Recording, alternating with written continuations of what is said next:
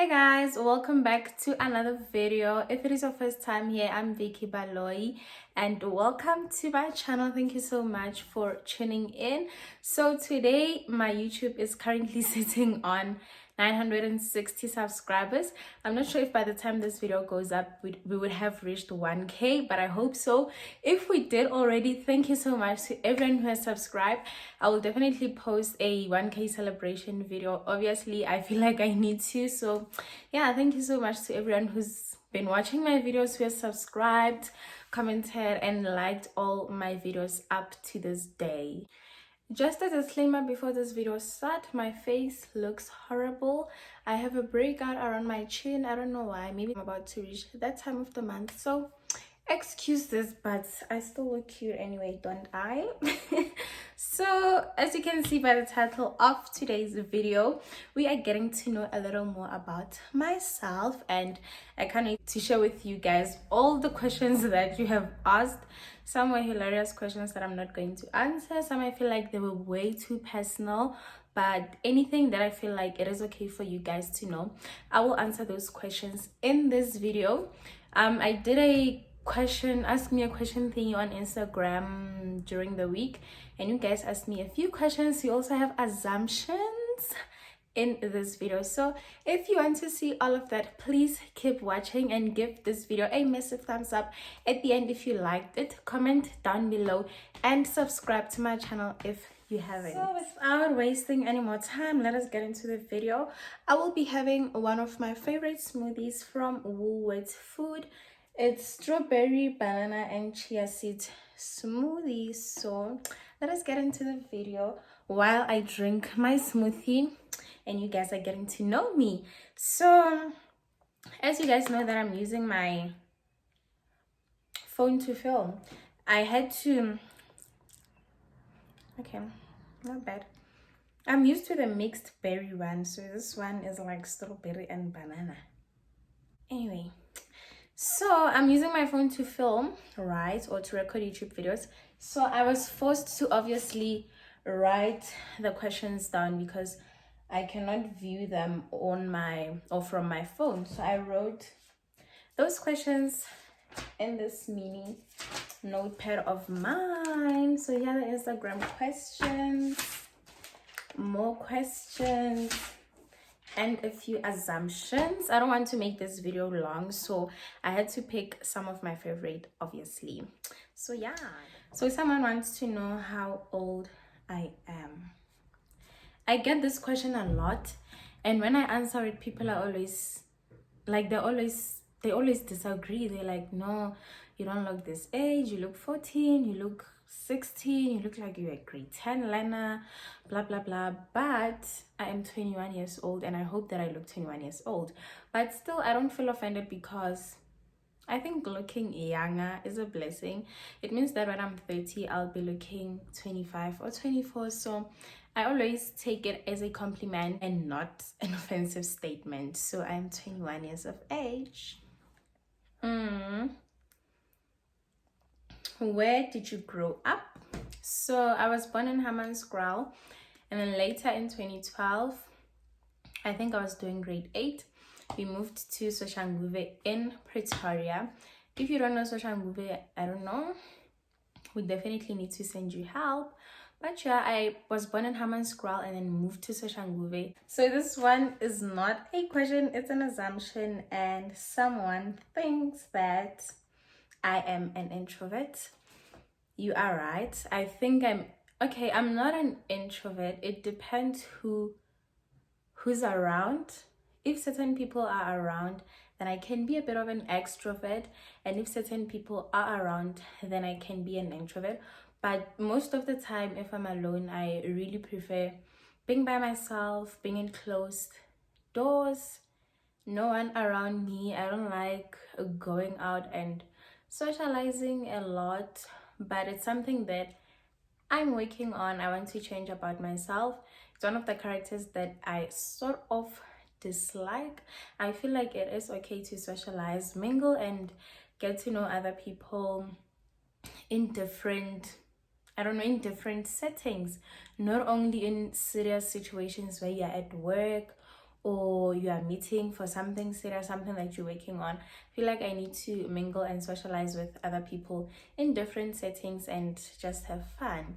I am an introvert and an extrovert. I think there's a word that they use for people who are like that. I'll find out and write it over here, but I am that. It depends who's around and it depends on my mood for that. And then another assumption is that you are a genius. No, I'm not a genius.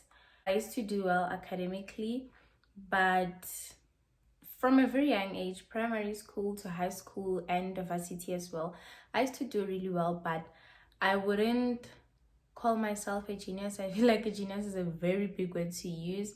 I believe that I'm a hard worker. I always tell people that I work hard, and most of my achievements that I've gotten up to this far are a result of hard work, and I still apply that today in some of the things that I'm still trying to pursue in my life, including YouTube. I work hard and I'm very consistent in whatever that I'm trying to achieve. I just put in the work. I don't think I'm a genius.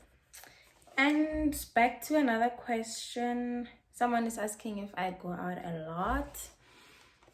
I think it depends where I'm going. There are certain places that I don't think I would be a regular going to them, like clubs or groove vibes. Like, it's not my thing, it's not my vibe. So if that's how you define going out, then I don't like going out. But if it means trying a new restaurant, going to a museum or an art gallery, if you mean that, then I do definitely like to go out. However, I haven't went out a lot, mainly because for the previous years I've been a learner or a student, and I was investing most of my time on books, and I was planning to go out more this year, and unfortunately y'all know what's happening and I cannot do that. But as soon as all this is over, then I will definitely, go out a lot, because it's something that I really love to do, or I envy to do. So yeah, if that's what you mean by going out, then I really do love going out. But so far I haven't went out a lot. However, it's something that I am planning on doing. And next question is, do you still want to study further? And the answer to that is yes, definitely yes. I don't want to label myself as an academia, but everything that has to do with academics, I think I'm really passionate about. I want to grow the career that I'm currently in, get more qualifications in the industry, and maybe study something out of health, something that will help me in the goals that I'm trying to achieve as an individual. There are goals that I want to achieve outside of health, and I feel like getting education about whatever that is that I'm trying to achieve would be very beneficial or necessary for this journey of mine. So I definitely want to study further. And another question is, what do you use to record your YouTube videos? I think I did mention in the beginning of this video that I use my phone. It is an iPhone 11. Just an iPhone 11, not a Pro, not a Pro Max. iPhone 11, and I use my front camera. I tried using my back camera before. I don't think it works because I want to see myself when I'm taking videos. So yeah, and there's this option on my phone that you can select to change the quality of your video. So there's HD 30, there's HD 60, and then there's 4K 30, and 4K 60. So they all have different video qualities. There's an option that makes your videos have a better quality, so I use that one. And another question is, where are you working, and how was the transition from school to work at such a young age? The way my working part, I think I'll just say I work around Gauteng province because I don't want to mention the exact place. I don't like disclosing my location to the public, but the hospital is around Gauteng province. And how did I find the transition from being a student to an employee at such a young age? Girl, let me tell you, ho mu nati payday shem. Ha. Hey, okay, jokes aside, the transition, it's been 5 months. June will be the 6th month. It's been amazing, I don't want to lie. At first, it was difficult, like the first month or two, because being a student, you don't really go to class every day. You're not forced to wake up or to be at class at 8 o'clock. Some classes they cancel, you get recess, you get a day off to prepare for test the next day. But here with work, you have to go to work every day. You have to be at work at a certain time. Some it's 7:30, some it's 8:15. For me, it's 7:45. Every day, 7:45, I have to be at work. I have to sign in. I work 8 hours a day. Some days I work at night, and some weekends I'm at work. So being a student, you didn't have to do those things. You would just wake up and decide that, I'm not going to class. But with work, you really have to pitch every day. So it was challenging because I would get so tired, and I would just come back from work and just take naps every day and wake up at night around 8 o'clock. But as time went by, I started getting used to it, and now I think I'm used to it. And another thing that I realized is that it teaches you independency. Being a student, especially a health student, you work very close with your fellow classmates or your fellow students. You help each other with certain things. If you can analyze a certain thing, you have someone immediately to ask that, hey, how do you do this thing? How do you handle this particular case, whatever. But at work, you are more independent. At night, especially the end. Okay, with me, during the day in a radiology department, it's quite a few of us. So if I feel like something is challenging me, I'm able to call the next radiographer and be like, hey, please come help me with this and that. And then at night, it's just the 2 or 3 of you guys, and the other person is not there. And now you have this difficult case with a patient in front of you.